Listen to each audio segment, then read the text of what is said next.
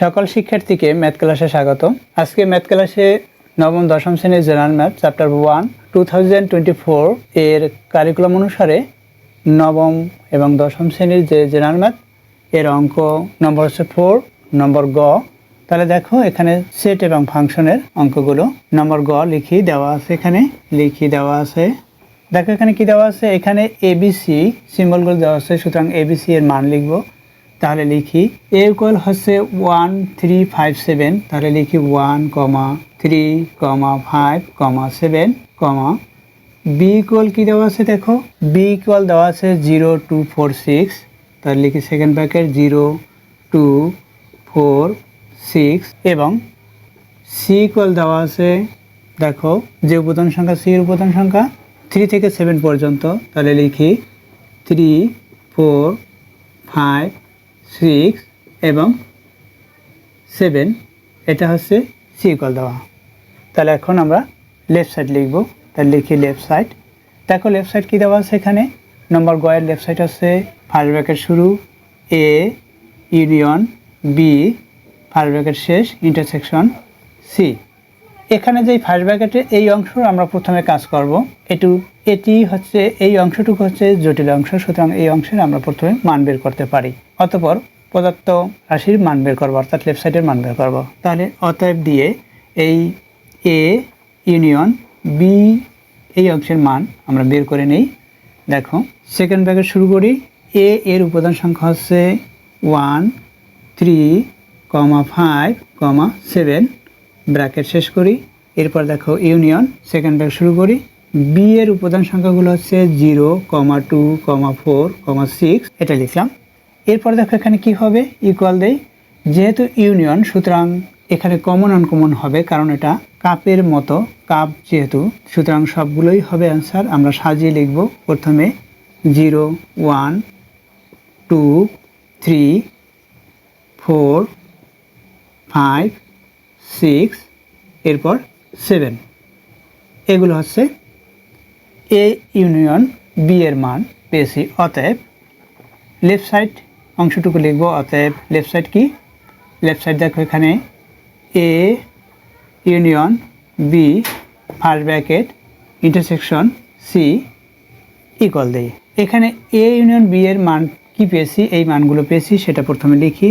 Second bracket 0 1 2 3 4 5 6 7, এই এ union B এর মান বসিয়েছি এই অংশটুকু এখানে।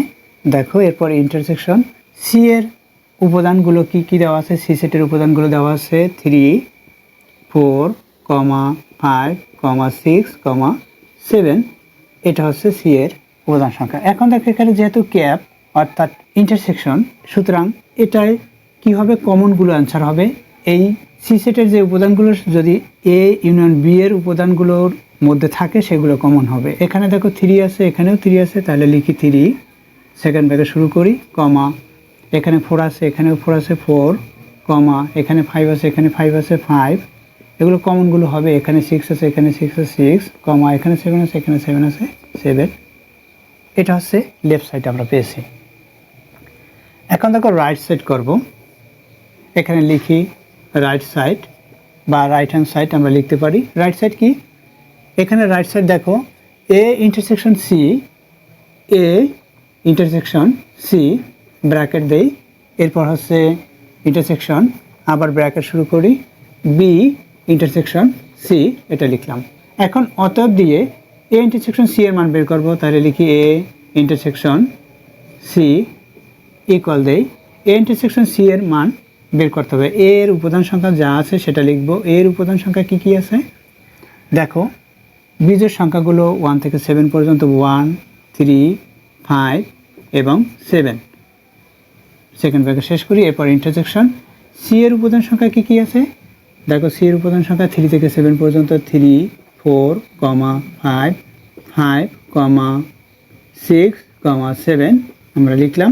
এরপর কি ইকুয়াল দেই, এখানে যেহেতু ইন্টারসেকশন সুতরাং কমনগুলো হবে, অর্থাৎ ক্যাপ, সুতরাং কমনগুলো হবে এই দুইটি উপাদানের মধ্যে যেগুলো কমন। এখানে দেখো 3 আছে, এখানে 3 আছে, 3 লিখি, সেকেন্ড ব্র্যাকেট দিতে হবে, এখানে 5 আছে, এখানেও 5 আছে, সুতরাং 5 লিখি, কমা এখানে 7 আছে, এখানে 7 আছে, 7 লিখি।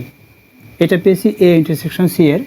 এরপর অতএব বি ইন্টারসেকশন সি এর মান বের করি, বি ইন্টারসেকশন সি, এটা ব্র্যাকেট ইকুয়াল দেই। বি এর মানগুলো লিখি, বি এর মান হচ্ছে 0, 2, 4, 6, এগুলো বি এর উপাদান সংখ্যা। ইন্টারসেকশন সি এর উপাদান সংখ্যা কী কী সেটা লিখি, 3, 4, 5, 6, 7, ব্র্যাকেট শেষ করি। এখানে ইন্টারসেকশন যেহেতু, সুতরাং এখানে কমন হবে অ্যান্সারগুলো। দেখো এখানে 4 আছে, এখানে 4 আছে, লিখি, সেকেন্ড ব্র্যাকেট শুরু করি, 4, কমা এখানে 6 আছে, এখানে 6 আছে, 6 লিখি, এটা পেলাম। অতএব দিই। এখন আমরা এই রাইট সাইডে যা দেওয়া আছে সেটা লিখি। রাইট সাইডে কী দেওয়া আছে, রাইট সাইডে এ ইন্টারসেকশন সি ব্র্যাকেট দেই, তারপর দেখো ইন্টারসেকশন বি ইন্টারসেকশন সি, এটা।